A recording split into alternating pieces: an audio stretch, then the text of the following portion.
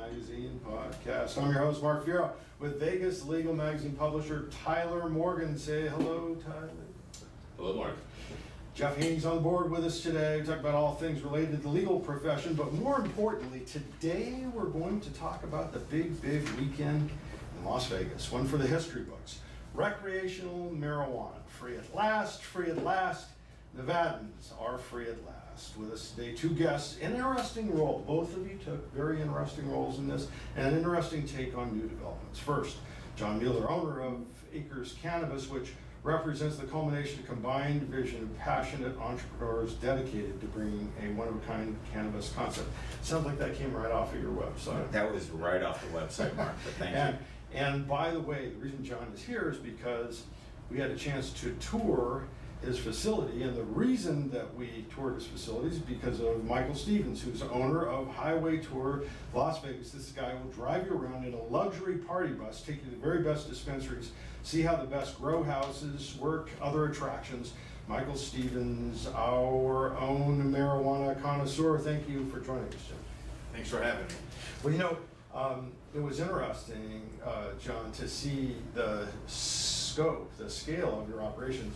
For one, I don't have a medical marijuana card, so that was the first time I was actually in a place. But to see the amount of build and overbuild, and tell us, I mean, you've got other dimensions. You've got a kitchen that looks like it's right after the strip. Yeah, we wanted to build something, and I appreciate that. We wanted to build something that was unique in the city, and just like all Las Vegas, we wanted to be a destination. So we built a massive dispensary, so we'll end up being about 20,000 square feet when it's all said and done. Beautiful dispensary, but you can find a dispensary anywhere. There's the collective group of dispensaries around town is probably first class around the country and maybe the world as far as the quality of the ownership, the quality of the facilities. So we wanted to do something a little bit special, and so we put in a local artist, things along those lines. We built out in this first phase, we built out a open view production kitchen. You can come in, watch your edibles being made. We brought down the roto vapes now, so you can see basically how an oil's processed from trim material into a vape pen or anything else, rosin presses, things along those lines. Things that really blow not just a connoisseur's mind, but also a novice mind, and see where their medicine comes from and actually what's being put in your body, just like an open view kitchen in a restaurant. Well, Michael's claim to fame is that he knows all the best places. And so when he was enamored, I had to say, I wanted to see this. Yeah, Acres definitely best in Vegas, hands down. So so Michael's got these tour buses, high-end tour buses, party buses is what they are, all blacked out and everything, very, very cool interiors, big giant exchange air conditioning units and all that stuff. And so you take people to what you consider the best places in town. Yes, most definitely. We start off at Acres, where they get an inside view of everything, and they do some sightseeing, and then we head off to a private residence, which is a legal smoke lounge, private smoke lounge. So the one thing that you don't do is you don't smoke on the bus. Unfortunately, we don't smoke on the bus like in Denver and other cities, no. So this is still very early in the genesis state of recreational. So what do you see? What are the hurdles that remain in between now and being able to act like grown-ups and walk into a bar and sit down and order a joint with a drink or whatever else? But I think we all think across the nation that time's coming. It's just a matter of when. Probably not this administration, but maybe the next. But I think you look at the regulations in the state of Nevada, and many major publications are saying they're some of the best in the country, but we still have our hiccups. You know, today there's a lawsuit from the alcohol distributors, and we have a big, beautiful 37-acre farm up in Amargosa, and I can't ship the product down from there to our dispensary to serve our patients, and I can't even take the product that's made in that kitchen that you were looking at and walk it next door to serve a recreational client as they walk through the door. It's a really unique situation. I think they're going to figure that out as we've been talking to the Department of Taxation, who handles all this fun stuff now, but they've got to really work out the distribution side of that equation, and it got a lot easier for us to stay regulatory compliant when we switched to recreational. you treat a person when they walk in the door almost like you would in your local bar or restaurant down here. Make sure they're 21 and make sure they don't buy too much or consume too much in the alcohol world. So it's a very similar matter. It was interesting when we walked in. First of all, Acres is like walking into the front end of a high-end spa.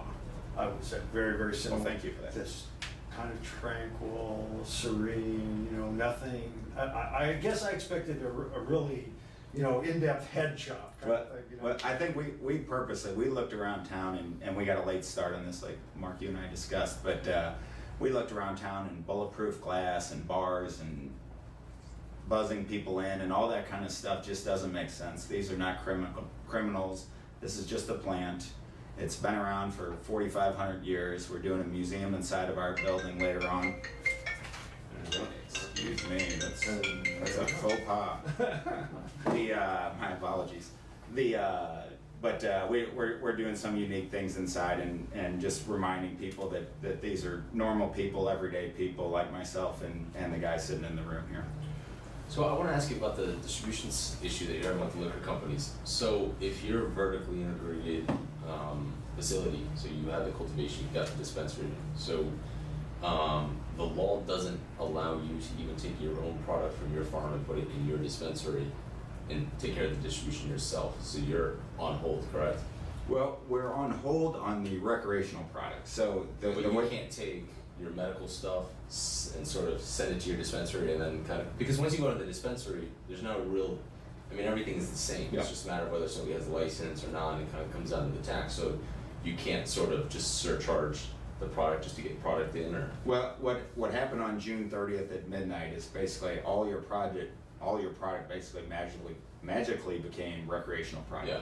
So that was one day, but then when we started with the Department of Taxation at 12:01, now there's a restraining order that stops us from bringing down product for recreational clients. So what's going to transpire throughout the city if they don't work this out with the alcohol distributors is everybody's going to have to segregate product like they do in the beginning in Colorado, and that where these are the medical products, these are the recreational products, and people will be directed, and once those recreational products run out, we don't know what we're going to do. And so, it's an arm wrestle between, there was basically 5 guys that submitted for alcohol, from the alcohol union, if you will, for distribution licenses, of which only one of those qualified.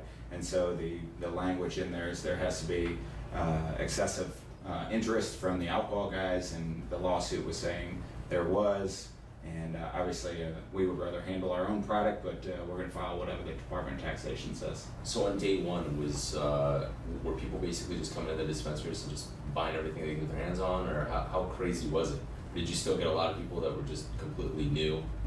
They just kind of wanted to be wet and learn? And Yeah, I think. What was that clientele on that? Yeah, I think it was I think it was probably heavier towards the medical patient that day, just because, basically we received our recreational license a day and a half before we opened to the recreational market. So us or anybody else in town didn't have time to kind of go out and educate tourists that this is a new market. This is going to be a massive market for the state of Nevada and the schools and everything else. But we didn't have time to go out and educate anybody to, leave the MGM to come out and try something different and be a part of it. So it was really more on at 12:01 on Friday night was more about the patients and being liberated and excited about the fact that Nevada had kind of joined the ranks of the other 4.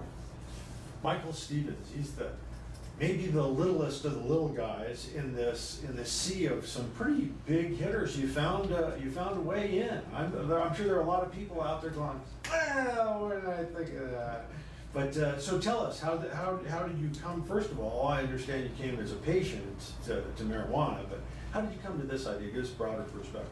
Sure. Well, I was a licensed grower for years, and I thought, as in the other cities, I would be able to just be a small-time grower. In Colorado, you can just grow in your home and sell it to a dispensary, and they sell it legal, and it's all legal.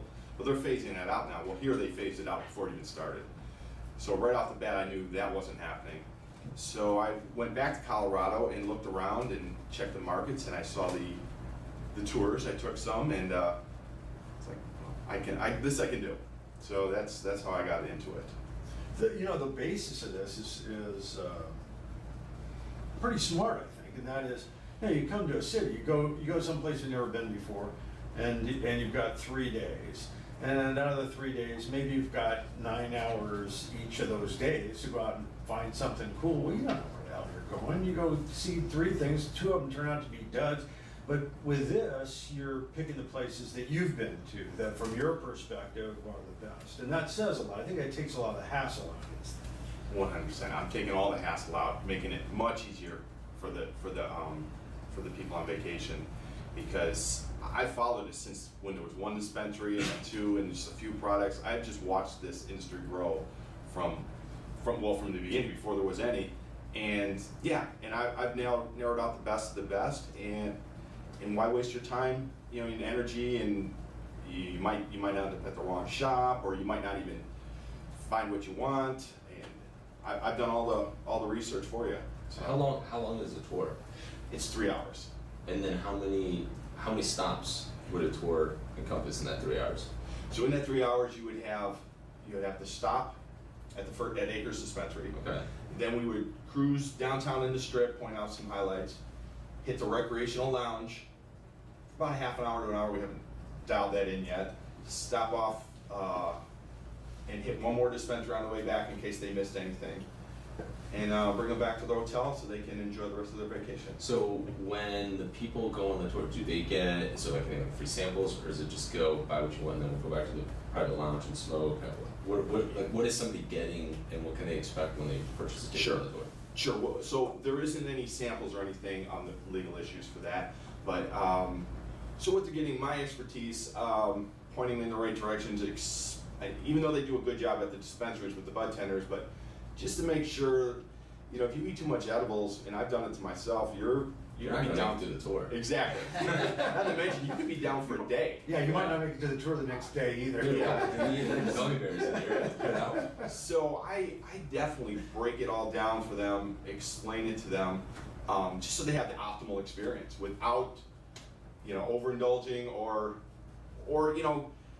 perfect example. I went to Colorado. I came back home, and then I read this article about a certain kind of hash. When I was there, I was buying oils and stuff. I was like, oh man, I wish I would have known when I was in Denver. Well, on my next trip. But see, people won't have that problem in my tour, because I'll have it all explained for them. Yeah, that's good, because there's a lot of people that are just getting into it that just don't know enough. So they go into dispensaries and they don't know what to buy. They don't know if they want high THC, if they want low THC. They don't know if they want edibles, they want smoke or vape. But it's all foreign to so many people. Exactly. Yeah, they're really just neat. caught flat-footed, and the more sense that it's not like this stuff is inexpensive.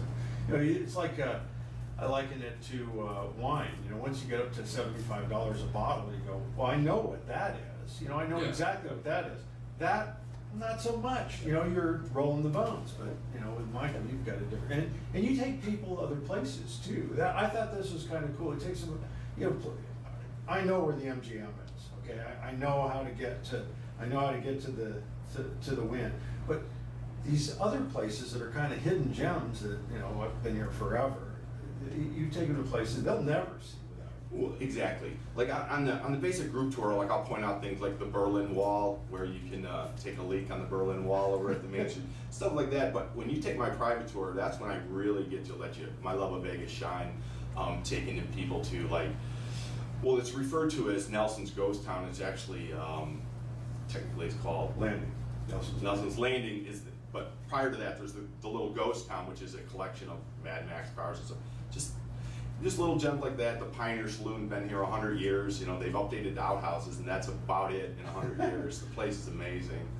And even the 4 Mile Bar, which has quite the history with being 4 miles away from downtown, so they could have prostitution back during the building of the Hoover Dam, and just things. I've been here over 10 years, and I'm still finding things. There's no way somebody could find all this stuff on their vacation. So I've figured out what I feel is the best of the best, and I boil it down, and I put together a package that people will love. Well, I hope people will love.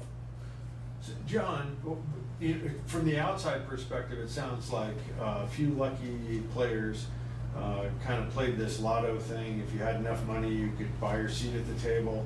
You get in, set up, paint the building a different color, put up your sign, and go mine. Yeah, or the opposite of that. Now, Whatever the opposite of that is now, for the program we signed up For for. starters, the medical wasn't the moneymaker at all. No, I think if, as we talk around town, you know, everybody says if breaking even's a 5, there was a few 6s and a whole lot of 4s in that equation. So you know, there's just not enough patients build up, and they were consistently building up. We love our patients, but when you have 26,000 around the whole state and you split those up amongst all the licensed dispensaries, the math's a little tough. Now, I think, and before anybody jumps to any conclusions about the nature of why there was a ceiling on that number, let's not think for a moment that it has to do with need. Don't think that it's chemo patients, because as soon as they had to put their name on their driver's license, that changed things, right? Yeah. Those are the limitations. Yeah, It's no, not because they don't need it. Yeah, there's a lot of people and patients that were showing up this weekend as an example that should have been a medical patient.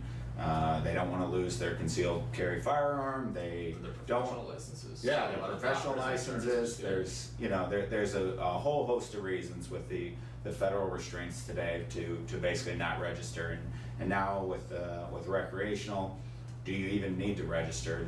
Basically the cost savings for a patient today is 10%, and then you weigh that versus, you know, what are the downsides of that, and what is Jeff Sessions and all those other Well, he's folks going to do? He's an up-to-date guy.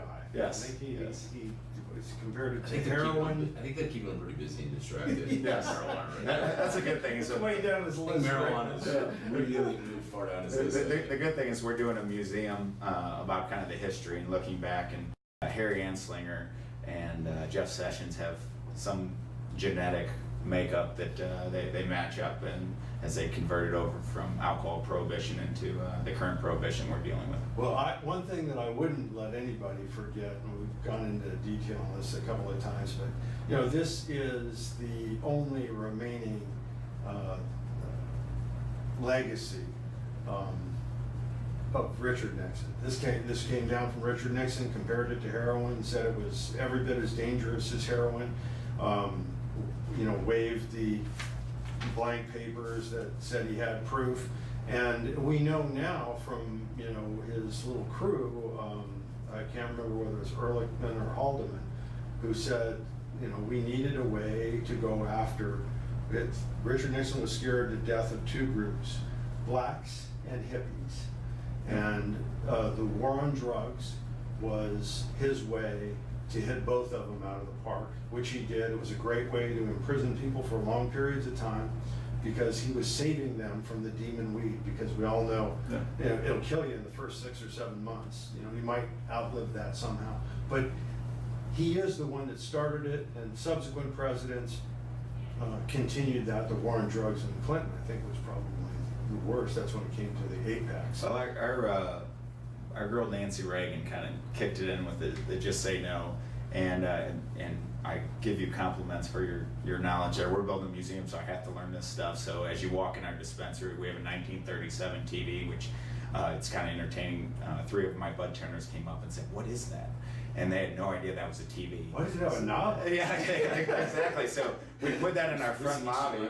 We put that in our front lobby to highlight the year Reefer Madness came out and all this craziness started, and people walk up and can't really figure out why that thing's sitting there. But we're doing a lot of really cool things like that, and some of the real racist comments that came out of that era are going to be highlighted up on the board, and we're doing a mugshot booth to talk about the 40,000 people that are in jail for doing exactly what I'm doing today. Yep. I happen to have a piece of paper that allows me to do that, but there's a lot of people behind bars, and specifically minorities that are behind bars that shouldn't be.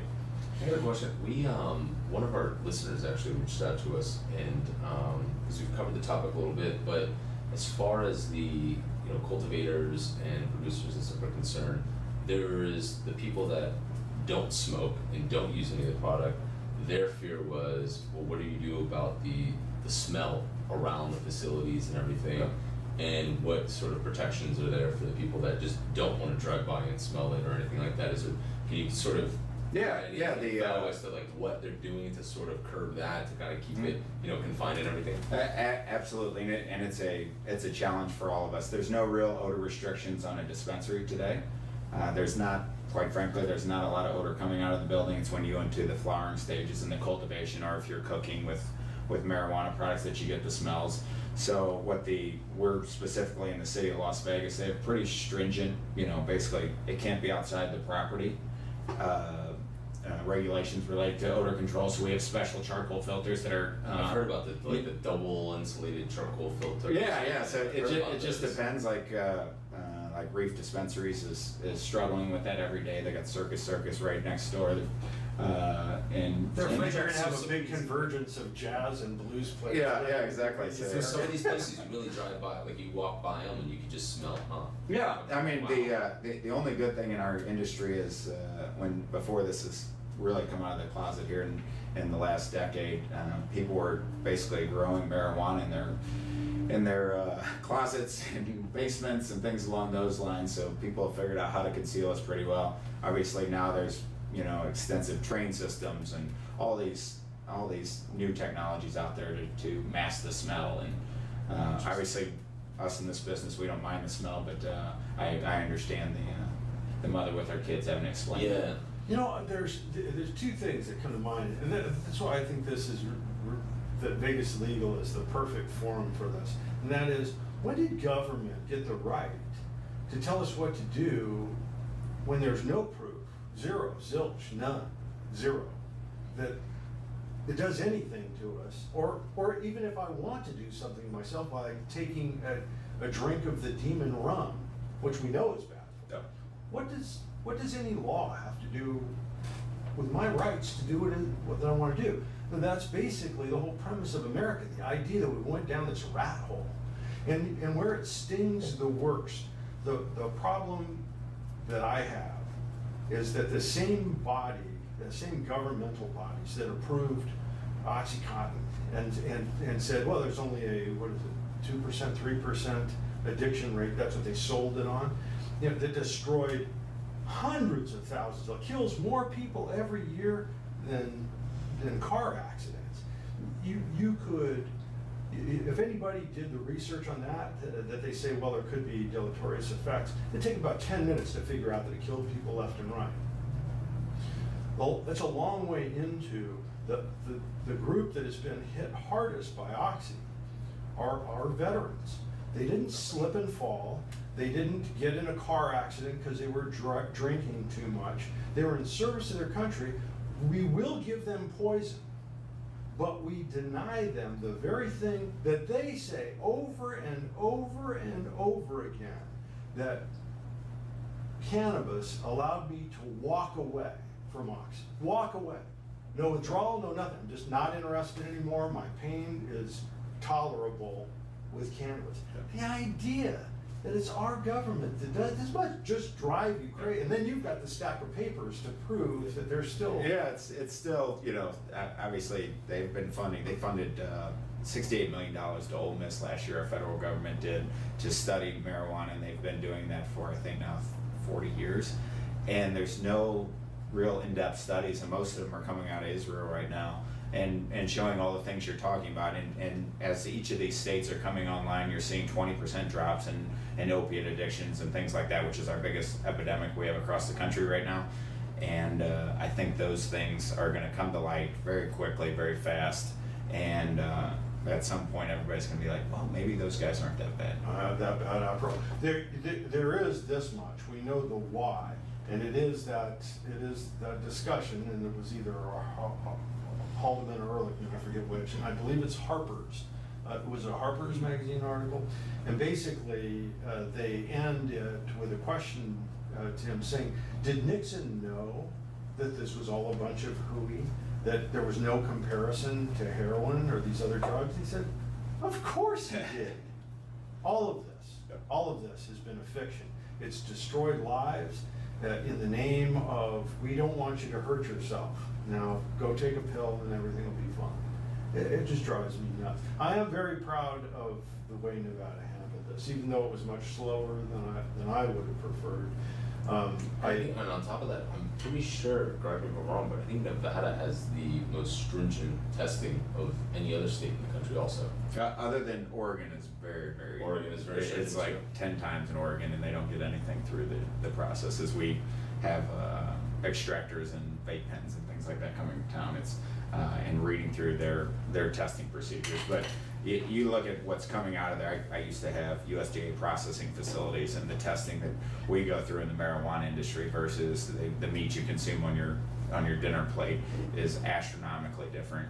And I would, those requirements that we're dealing with in marijuana, everything you buy in any one of these stores around town, whether it's us or anybody else, has no pesticides, has no molds, has no yeast, has no anything in it, and you're never going to harm yourself. Obviously, I'm a big fan of microdosing, so people don't do, like you said, get couch locked and all these other things. Just if you control that, you'll never have an issue. Actually, Sheldon Adelson came out and had his big campaign of all the poor kids going to the ER and all that other stuff, and I went and did some research. The bodies are piled up everywhere. Yeah. So in Colorado, they had 200% more people going to the ERs and that, and it turns out it went from 6 to 12 total kids that went into the ER, which is bad. So we have an additional 6 children that went there. All of them were obviously released immediately. In that same time frame, there was 1,400 kids that went for those Tide detergent packs. So you put that relative to $1 billion industry over in Colorado versus this. Obviously, that comes down to parenting. It's not much we can do from a dispensary standpoint other than put that child-proof packaging on there. Yeah, and I was amazed by how advanced the industry actually is. I mean, when you go in and you look at the products, between the testing, the methods of extraction, the packaging and everything, getting into this industry, did you have sort of a moment where you got home and you thought to yourself, what in the hell am I doing? Like, how is it me figuring out how to do this stuff? Or was it a lot of working with other people? Because this isn't really something you can just be a simple home grower and go out there and grow product and get it through and get it regulated and approved and stuff. So there had to have been moments of just you kind of looking at yourself in the mirror and thinking, okay, how am I supposed to figure out how to do this? How am I supposed to do this? It's funny you bring it up. It happened about 20 minutes before I walked through there, and every day before that. But no, it's an industry, and you gotta find yourself learning something new almost every single day. It's a very unique industry, and I've been in a lot of businesses, and 20 plus businesses, and from construction to food and everything else. And this one has been the most challenging by far because you have politics, regulatory, production, farming, and retail, every aspect of the business, and how do you reach out and tell people you exist in the world, and every aspect of that comes into play. And so you have very, very sophisticated people in the state of Nevada that are in this business now. There's not a lot of mom and pops, as you say, because one, the requirements to even get in there, you had to prove up, for each license you have $250,000 sitting in your bank account before you can submit your application. Then how much did you pay in taxes, and how are you going to build out your facility, and who's your head of cultivation, et cetera. Work, yeah. So it is definitely not for the fleet of heart, to say the least. One thing I would point out, back up a bit, you talked about the concern about children and the idea of legalization. This is the single most important part of legalization. If it's built on the premise of saving people from their bad decisions, remember this. The people who benefited most from making this illegal run the biggest, most murderous drug cartels on earth, okay? Marijuana may no longer be their cornerstone investment, but it is huge, and it brings them billions cumulatively. When you don't buy from a legal establishment, and you're buying in a street corner, unless you're buying from a grower who's mindful of stuff. Most of the stuff that the Mexican cartels grow, they can't stand around and guard it, so they do the next best thing. They douse it with DDT, and they walk away to the extent that they can. And so when you say that you can't buy legal, what you're saying is, smoke stuff that's laced with DDT, and let's see how that works out, because I'm concerned for your health. It's so sad. There's just the idea of it, the notion of it, however well-meaning it is, get the hell out of the way. Yeah. You know, just don't belong in that. And talking about it, it's not a grown-up discussion. The one thing that I will say that they have brought up, and I do think has a tremendous validity to it, and that is edibles. It is a different drug. It's an entirely different drug. I don't know anybody that got sick off of smoking pot. I don't care what kind of pot it was, that said, you know what, I think I probably better go to an emergency room. But when you talk about edibles, folks at home, if you haven't done this before, it's nothing to be screwed with. It's the difference between having a couple of beers and drinking high octane whiskey laced with God only knows what. It's a different drug, Yeah. isn't it? Yeah, no question. And that's the fear for the entire market, fear for everybody down at city council and up in Carson City is the edibles, because once they're in your body, they don't come back out. Run the course. No one's ever overdosed in history of mankind on this, so the good news is You can't die. You won't die, but you'll be paranoid. But you're not gonna die. You will think you're dying. You're gonna think you are, and so we at least train our bud tenders to really educate people. Yeah, They've you have to at the lay it state on. level, they've brought down the number of milligrams of THC in there still, but a controlled dosing is critical, because basically what happens to people, and 90% of the times when they do this, is they eat the chocolate bar and it tastes really good, and so they keep eating it. I know. Yeah. I'll have more. So just like I do at 7-Eleven right now, I'm gonna eat the whole chocolate bar when you should only take that little square. So I think, obviously microdosing and giving that enough time to set into your system, because it is a different feeling, a relaxing feeling, etc. But and obviously that's the way that most patients should be consuming is not putting a smoke product in their body if they're dealing with chemotherapy and nausea and all those other things. So using a vaporizer or something, an RSO oil or something to Far more controllable. far more control. But you also look at the the consumption that's required when you're going through chemotherapy, and that it's a whole lot of milligrams, Yeah. and you got to make sure you still serve those people, because if not, they're right back to where you're talking about dealing with oxy and all these other drugs. Michael, you won't even, I know you won't let people smoke on the bus, but you won't let people consume edibles on the bus. Actually, it's the law that won't, but I do discourage it, just because they react differently with everyone, and yeah, I don't want to have to drag somebody off the bus or have a bad experience.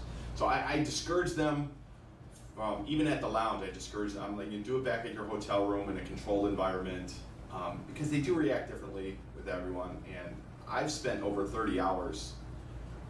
Went to sleep for 10 hours, woke up, and was still high the whole next day till I went to sleep. So a good 30 hours. I ate 2 brownies that I had made from my own garden, and 2 was way too much. This is nothing to mess with, I'm telling you folks. Yeah. It's nothing to mess with. On the other end of the spectrum, where I think it's, where all the benefits are the most available, and it seems to me probably the healthiest out of any application, and that's the oils, the vape pens.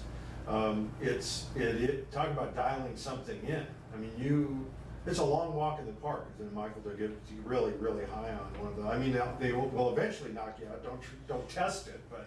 You're right. It's kind of like sipping wine when you're using an oil cartridge, because it regulates the amount. You're not going to be ripping like a big bong hit out of it, and it keeps a nice, consistent, and exactly. You can kind of regulate it much easier. And you're not coughing.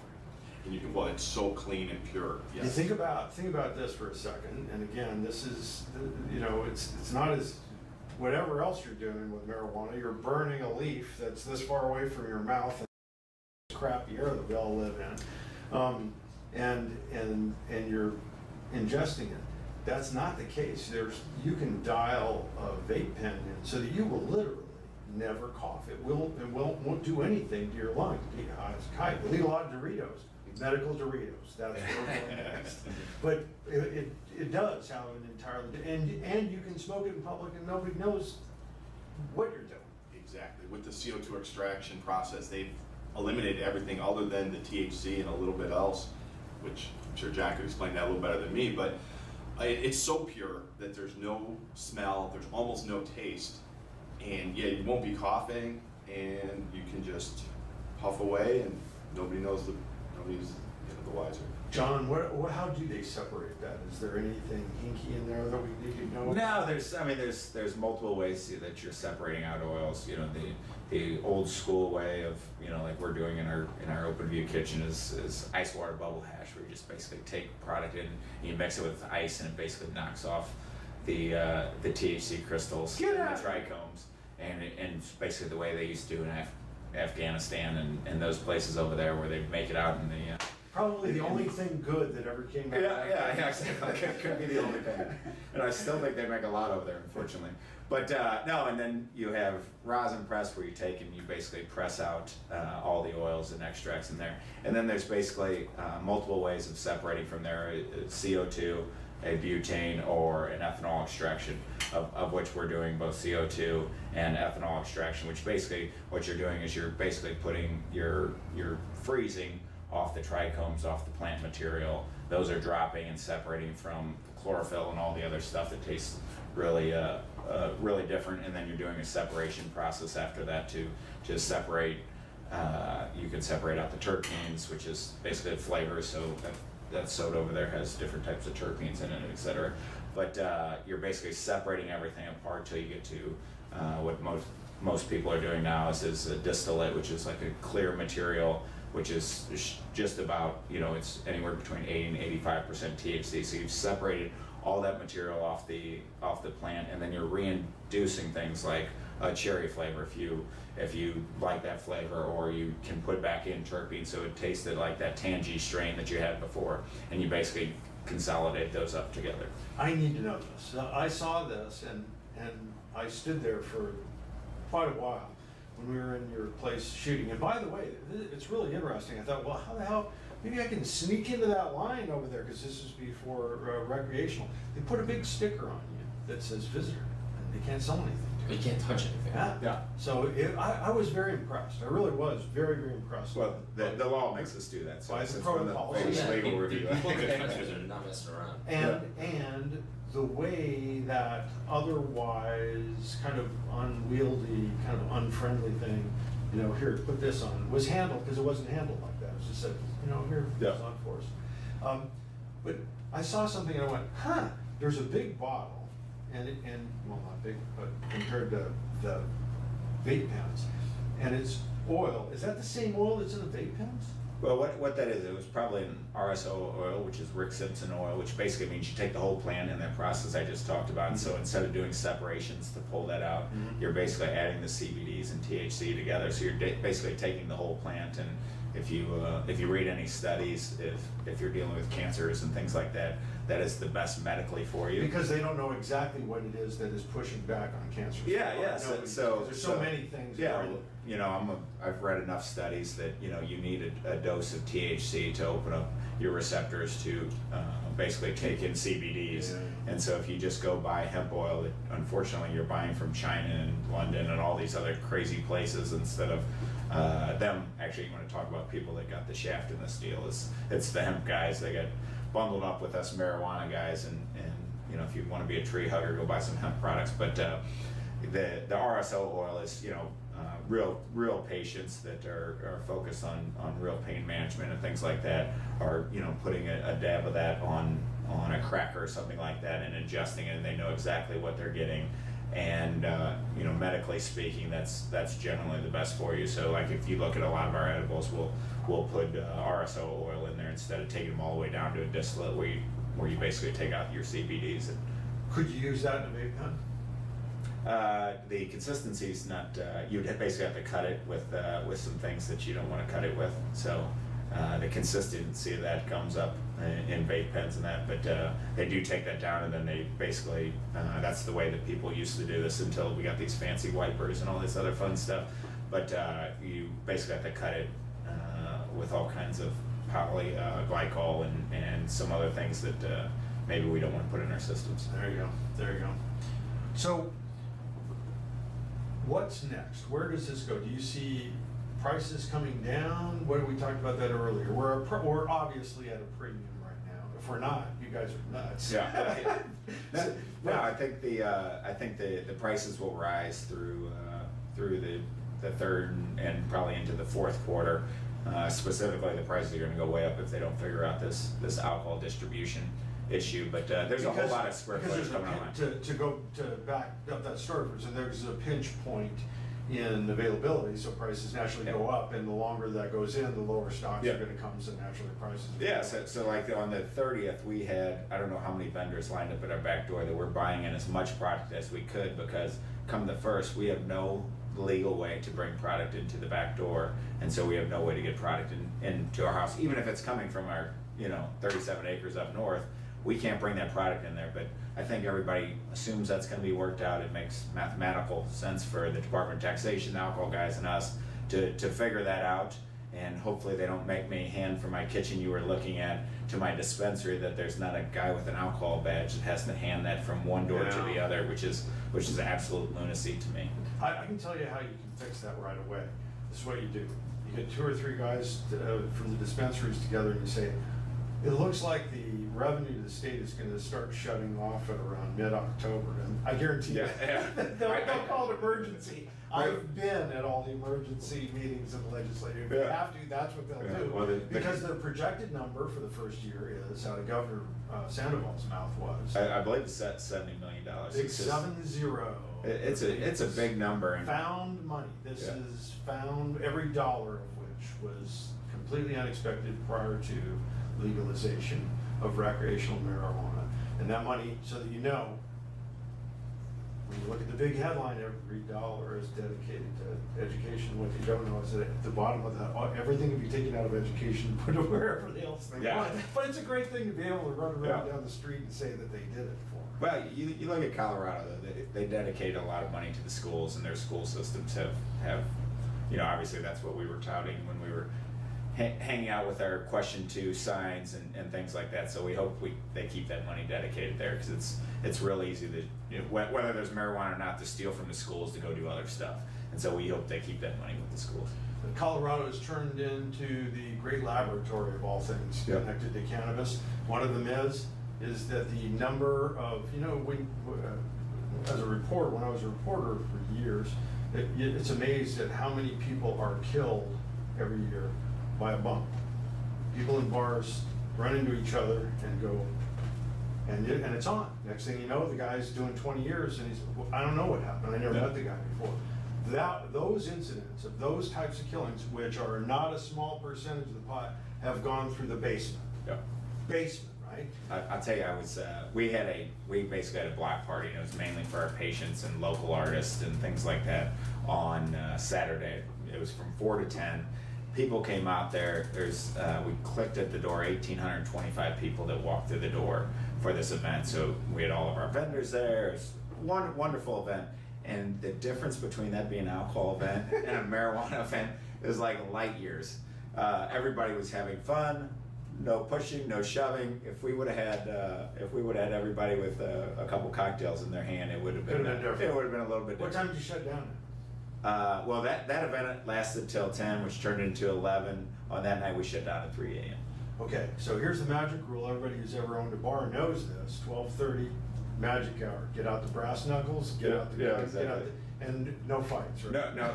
They forgot to fight. People are just so excited that they feel liberated from the things we talked about and the next years and all this other stuff. And I think you also see it in, at least what we're seeing, is this demographic. It's not the young kids that everybody's worried about going out and do this. It's old folks like me that are experimenting in high school and college and things like that, and then also above my age.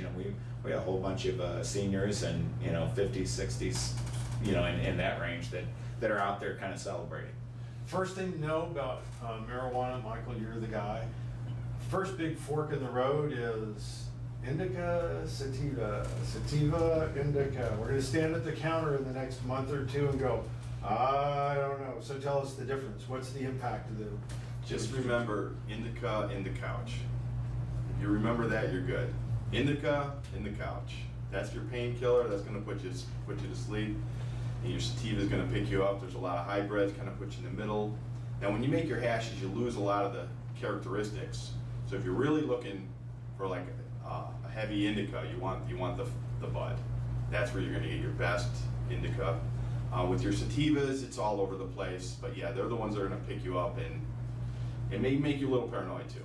I was just gonna say, there are people when you go back to high school days, and they go, I kinda never did pot again, why not? Maybe paranoid, maybe, rubberhead. When I was thinking of what could go wrong. Those are the things that are related to sativa, right? Most definitely, 90% of what you were getting back in the 80s and 90s was all sativa on the street market. Now, the big change, when you're a kid, you sat there for a half an hour, and maybe you got high, maybe you didn't. Because these numbers were very, very low. It was ditch weed, Yes. The bag was that big for $20. But it was very social.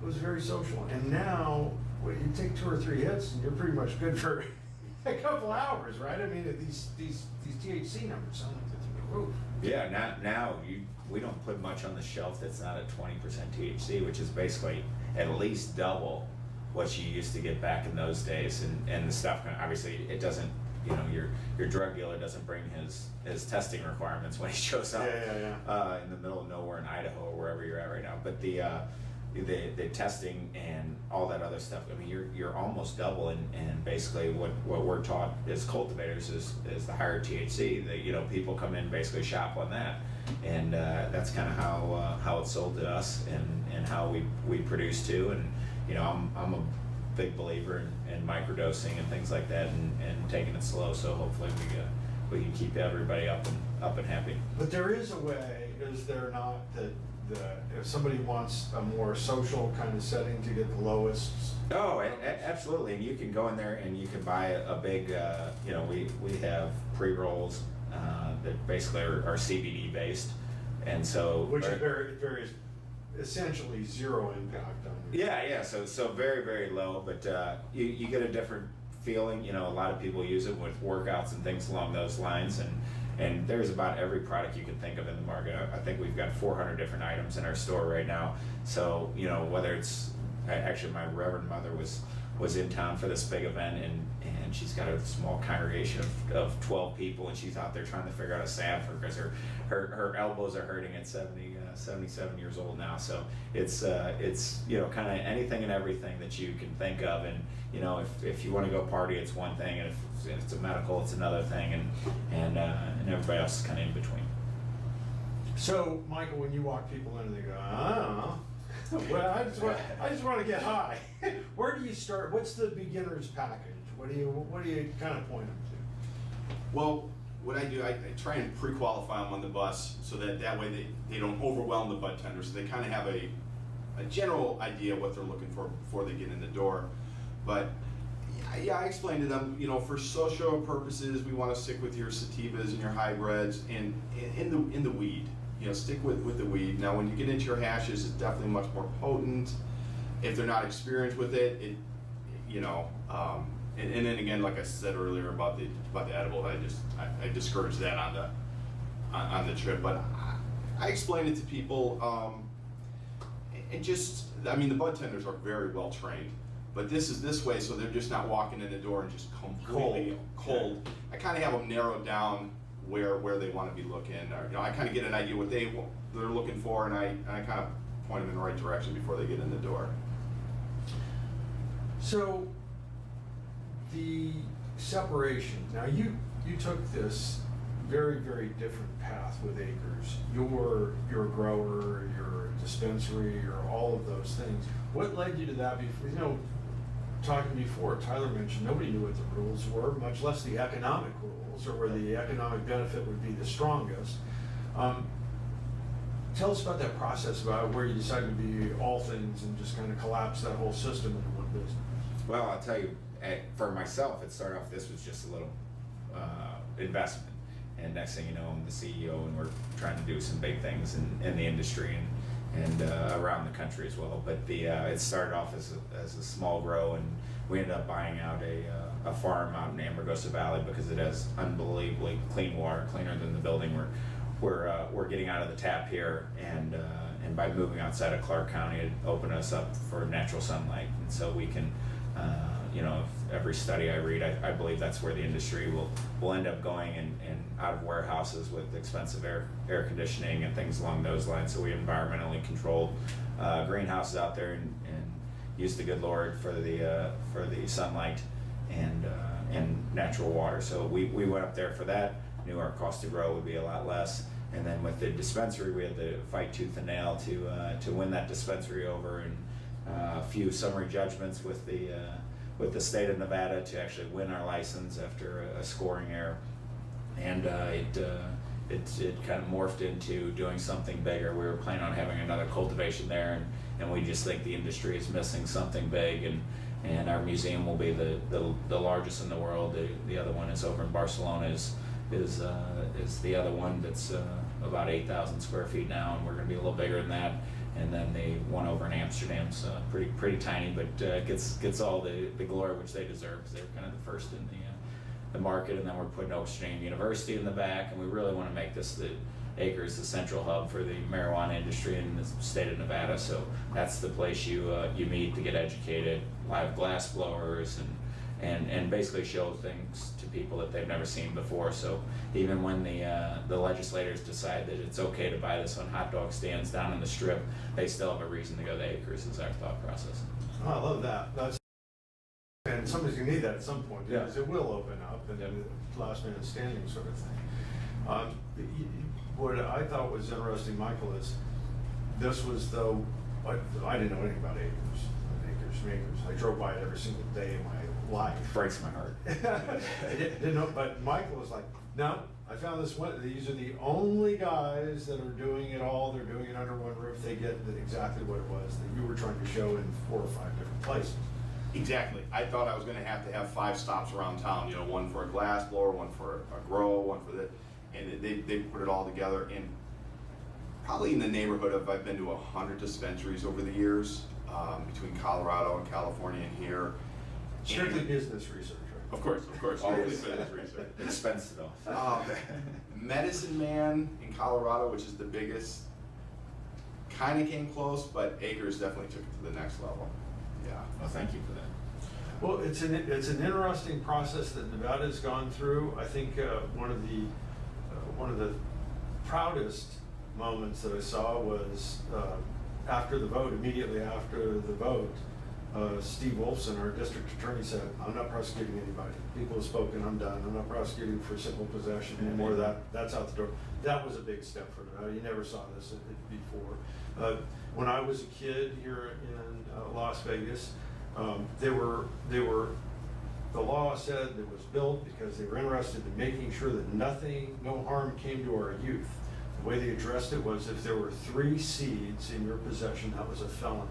So that by definition, they could send you to penitentiary for no less than 1 year and 1 day. That's how they helped our kids back then. So Nevada's come so far, and as I understand it, now, and we talked with Texegan today, and he was very forthcoming. I gave him all of the credit. He said a lot of this started with Chris G. That Chris G. Kiliani was a big believer and saw this as part of the future of Nevada. You know, we're the state, after all, that said gambling was okay, and that, you know, we were gonna make our laws the way that we wanted to, and nobody else was gonna push us around. This governor as well. I think the governor did a lot of things that only a governor can do to make sure that it happened. And one of them was dangling $70 million out there, doing the math for everybody else. Yeah. Because until a governor says it, you couldn't say that. You couldn't say that. None of us can say that. But when a governor says it, you have to sit up and take notice. And Nevada somehow magically moved out of the dark ages. Gentlemen, thank you both for taking the time with us today. We really do appreciate it. And Michael, tell us how we find you if we're looking for a trip around Las Vegas, and I do mean a trip. Sure, you want to elevate your trip, go to highwaytourlasvegas.com, and be happy to take your reservation. Now, if for some reason the GPS on your phone broke, just give us an idea of where Acres is, because it's not an easy place to find if you don't know Acres and plug it in. You're not going to go to the best place. Yeah. So acrescannabis.com again, but basically Sahara and the 15. It's an old Goodyear building there that we're still arm wrestling to get the regulations changed so we can use that big, beautiful billboard on the top of my building. But basically 2320 Western Avenue is the exact location. Let me show you how you do it for a long time in Las Vegas. Go to Cheetahs and turn left. Yeah, exactly. Or block away from Cheetahs. I wasn't gonna mention that, but now that you know. Yeah. Same road, That's block how down the you street from Cheetahs. That's how you find it. That's how you find it. Well, thank you again. Thank you so much. With that, we call it a day. The Vegas Legal Magazine podcast. I want to thank you, John Mueller, Cannabis, Acres Cannabis, Michael Stevens, a Highway Tour Las Vegas, Tucker Morgan, publisher of Vegas Legal Magazine. Thanks for doing the good work, bringing new life to the legal community in Southern Nevada. Jeff Haney, Vice President of Fiero Communications, the friendliest marketing firm in town. For all of you out there with a story idea, or an extra grind, get a hold of Vegas Legal, the leading magazine in Southern Nevada legal market. Call Tyler at 702-222-3476. reach out, tell your friends. Have a good one. We are out of here.